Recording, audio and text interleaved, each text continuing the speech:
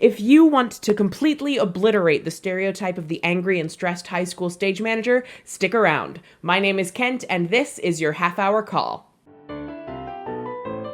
Attention cast and crew, this is your half-hour call. Half hour to the top of the show. Half hour, please.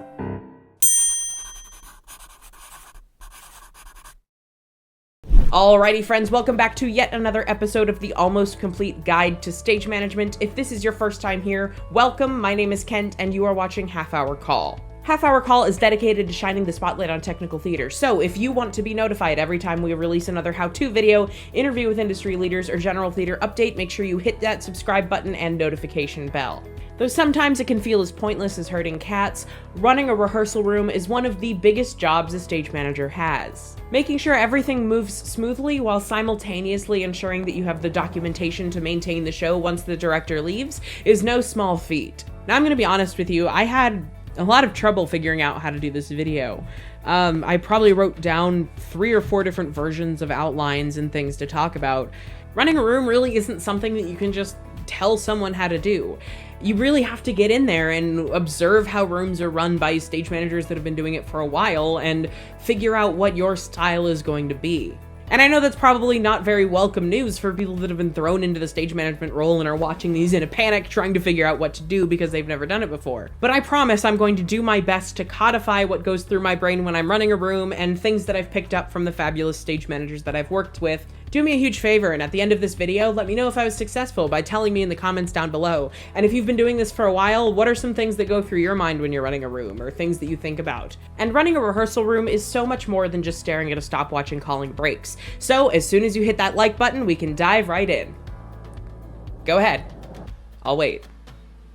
When running a rehearsal process, everything that you and your team are going to be doing is going to be serving one of 2 possible objectives. Your objectives are to support the process and learn the product. So supporting the process includes things like calling breaks, resetting props and providing rehearsal props, and calling line for actors. Learning the product would include formal documentation like taking blocking, but it also includes just absorbing as much of the material and as much of the director's vision and working style as possible so that you can maintain it effectively in their absence. Now often these 2 objectives will intertwine, but today for the most part we're going to be focusing on objective 1, which is supporting the process. Alright, let's go ahead and start with what everyone thinks of when they think of running a rehearsal room, which is calling the breaks. For shows that are on an Actors Equity Association contract, you have to take 5 minutes of break after 55 minutes of work, or 10 minutes of break after an hour and 20. Personally, I find it a lot easier to just have a timer going on my desk so I know when we're approaching that 55 or 80 minute mark,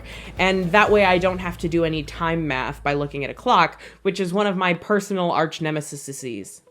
This is one of the things you should clear up beforehand with your director about how they like to be reminded for breaks. Generally, it's a pretty safe bet that if a director is wrapping up a section and you're approaching a break, it'll be best to time the break with the end of that section, rather than cut it off in the middle or get started with a new section. And something as simple as telling the director, hey, we're 10 till 10, can go a long way in making sure that they feel supported in the rehearsal room and don't feel abruptly cut off when it's time for your break. Similarly, it's probably a good idea to help the directors stay on task and accomplish what they wanted to set out to do that day by reminding them when it's coming up on the cutoff that you established when making the daily call the night before. Before we go any further, I want to discuss something that can be very divisive in the stage management community, and that is the use of technology like laptops in the rehearsal room. Some stage managers believe that you should leave the room before opening a laptop to do any kind of paperwork updating or anything with technology, because it severs the connection between you and the product that you're working on. And I mean, there's some truth to that. How many times have you been having a conversation with someone and they just start looking through their phone instead of looking at you and having a conversation? It just doesn't feel like they're as present, and even the presence of the phone, even if it's turned off, can subconsciously tell you that there's more important things that could come up than what they're dealing with right now. Now, obviously, with Zoom rehearsals and virtual theater, this is kind of irrelevant, but bear with me. But in today's day and age, we rely on technology for so much, and we do so much with it, that some stage managers are even going paperless. So having this as a hard and fast rule would literally be impossible for them. I think there's a way to kind of find the best of both worlds, where we still have access to our technology at our fingertips, but also don't cut ourselves off from the people we're working with. If you're lucky enough to work on a stage management team, I think it's fine to have 1 or 2 members of the team working on a laptop or running sound off of a computer or updating paperwork, as long as someone is there present in the rehearsal, probably the production stage manager. But if you're by yourself, this becomes a lot more tricky. Hold on. By the way, this sticker is available at kentjamescollins.com/store, as well as other cool stage management merchandise, so click somewhere up here and check it out. If I'm the only stage manager in a room, I really hate running rehearsal with a laptop in between me and whatever we're rehearsing. Not only does it communicate to the entire team that I'm cut off from rehearsal, sometimes it'll actually cut me off from rehearsal and I'll get caught up responding to an email that I saw come in instead of watching some new blocking change that might affect something that needs to go in the report. But of course, there are certain situations where I need to be doing something on my computer during rehearsal, and there's a pretty easy fix. Personally, I find that simply moving the computer off to the side shows that this is my focus. The rehearsal is my focus. This is just something I need to be doing on the side. This is more important than this. And whenever possible, I like to just close my laptop entirely because I don't like getting distracted from whatever kind of notifications might come in during rehearsal. I know that was quite a tangent, but I think it's important to talk about because it shows that what you do in the rehearsal room really does matter. Now that we've got that out of the way, let's dive into the process and break down step by step what you need to be doing in order to most successfully run the room. Generally, the first step in a rehearsal process, especially for a play, is going to be table work. This is where the actors, directors, and you will sit around the table or several tables set up and read through the script and talk about things like character motivation and backstory and all of the nitty-gritty, juicy actor bits. The most important thing for you to do during this stage of the rehearsal process in particular is to be ready to read the stage directions during table reads. It's also a good idea to have you or a member of your team have your laptop kind of at the ready to become a fast and loose dramaturg if someone has a Googleable question about the play or the history of the play or anything that you could really confirm with a quick Google search. And speaking of answering questions, one of the most important things about your mindset when running a room is that you do not have to know everything. You're a human being. There are things that you don't know. You're learning the product along with the actors. Now, hopefully, if you don't know the answer to the specific question, you know exactly who to ask to get the answer to the specific question so that you can say, I don't know, but I will find out and follow up with you. Once the tables are put away and everyone knows their motivation, they'll be doing staging rehearsals where the actors will get up on their feet and start working out where they'll actually go in the space. One of the first things you'll probably want to do before any blocking is solidified is take the actors on a tour of the set that you've taped out and put any rehearsal furniture in. For staging rehearsals, you'll want to prepare with whatever rehearsal furniture you've been given, the best approximation of what will be happening on stage that you can create. So in addition to taping out the ground plan on the studio floor and showing the actors where the entrances and exits are and changes in elevation and things like that, you'll want to add some kind of physical element to simulate the furniture and any other set dressing that will be on the stage that they will actually interact with. And this is a moment where your creativity and problem solving can really shine through. For example, what do you think I was trying to approximate in this picture? If you guessed grand piano, you get a point. Fortunately for this show, no one needed to stand or sit on the piano, and I didn't have a grand piano available to just wheel into the rehearsal space. Also in this picture is a tiny piece of PVC pipe, which were the rehearsal handheld microphones for these cruise ship shows, which I thought was absolutely genius. Which reminds me, you'll want to do something similar with rehearsal props. Unless you're doing a remount or you're working at a really fancy theater of some sort, you're probably not going to have all of the props that you need on day one of staging rehearsals. And almost always, halfway through the rehearsal process, the director is going to get an idea for a new type of stage business for an actor to do in a scene with a prop that you've never talked about before anyway. So using the random items around you as makeshift rehearsal props is probably going to be your friend. And this is where your production analysis is going to come in really handy. If you're rehearsing a new scene for the first time, it's okay to take your best guess at where the props are going to be reset based on what it says in the script. For example, if a stage direction says Fred grabs his jacket off of the couch, go ahead and put the jacket on the couch. You can always change it later. The only caveat being that should probably be reserved for things that are visible on the stage and pretty recognizable instantaneously. If something's like hidden in a drawer or in the couch cushions, you might want to show the actor where you've placed the item. And if it's something that's a significantly off rehearsal prop from what the script describes, it might be helpful to show them that as well. Speaking of rehearsal props, a term you might hear interchangeably used for rehearsal prop is doofer, which is short for it'll do for now. This term is generally used for things that are not at all instantly recognizable as what they will be, but have the same functionality. Some examples might be an empty Altoids mints tin instead of a compact mirror, or for the production of She Kills Monsters that I did, we used a big piece of upholstery foam for the heart that gets ripped out of Steve.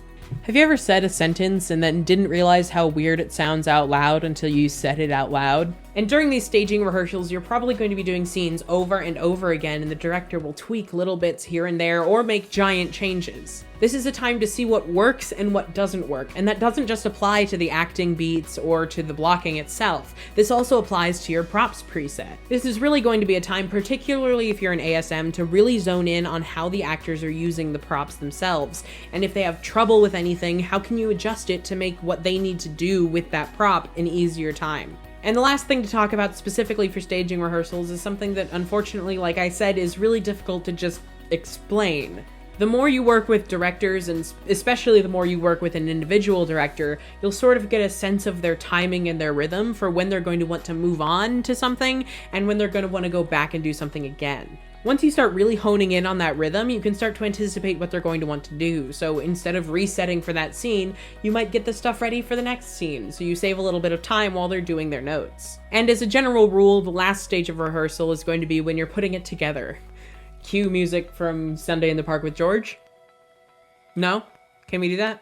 Bit by bit, putting it together. This is where you'll start running complete chunks of the show or acts, and you'll start probably working out some transitions. This is also the time where actors will start getting off book, which means they've memorized their lines and they're performing without a script in their hand. And this is when a member of your team or you will be on book and able to prompt their lines if they forget them. Being on book or prompting is an entire skill on its own, and it really depends on the style of the actors that you're working with. My default is that I don't say anything until the actor calls line, and then I start talking from where they stopped talking and continue talking until they pick up or say got it or any other kind of way to say I understand, we can go back and do it again. And the key to being on book is to project and enunciate like you're the one on stage, but not act it like you're the one on stage. At this point, you've been doing these scenes long enough that you probably know the cadence, rhythm, and exact way that the actor delivers their line. You don't want to act the line for them, which is giving what's called a line reading, which is generally a really bad thing to do to actors, but you also don't want to give a monotone reading of it so that there's completely no meaning to the words at all. I find that if 0% is completely monotone and saying everything at the same cadence and not changing any inflection whatsoever, and 100% is giving the best performance of your life, something around the 15 to 25% range is going to be exactly what the actor needs to kind of understand the meaning of the line and to make it almost recognizable for them for the way that they say it. Another way to think about it is to do the line with meaning, but not necessarily emotion or motivation behind it. For example, let's say you're rehearsing the play that goes wrong and you witness the following. At last we're alone. Oh, Cecil, let's run away from here. Far away, together. Soon, my love.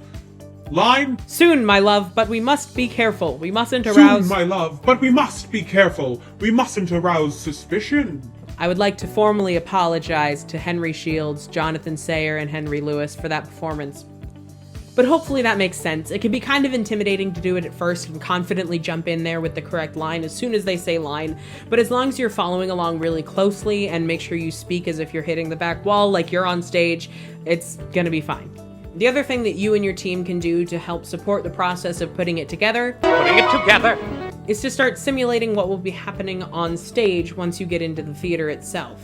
Doing your best to simulate handoffs and scene transitions and things like that in real time will make your life in tech much easier. You'll also start locking down and honing in the props presets for each scene with what you have in rehearsal. This is another thing where actors' preferences can vary widely, and it's our job to figure out exactly what those preferences are and to support them to the best of our ability.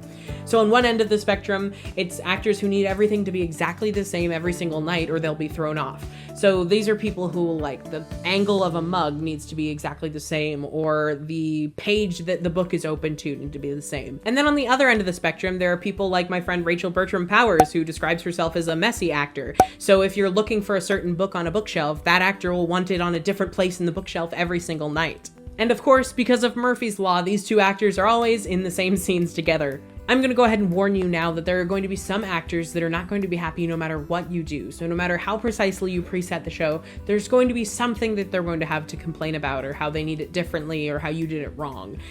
And that's okay. And as annoying and frustrating as that can be, it's good to find that out in the rehearsal process rather than in the stressful environment of tech once you're in a theater. Plus, you might have introduced other run crew members and there's going to be changes and things anyway. So heading into tech with that information and really knowing your company is going to be super helpful, especially as an ASM when you're the one dealing with them backstage. And really, that's what the whole process is about anyway, right?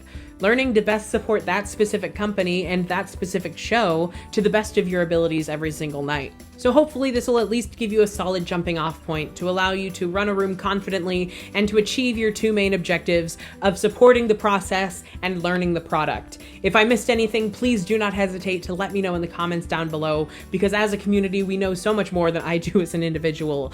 Thank you so much for watching. My name is Kent, and this has been your half-hour call. This snazzy feathered production assistant, as well as other cool stage management merchandise, is now available at kentjamescollins.com/store. Link in the description below.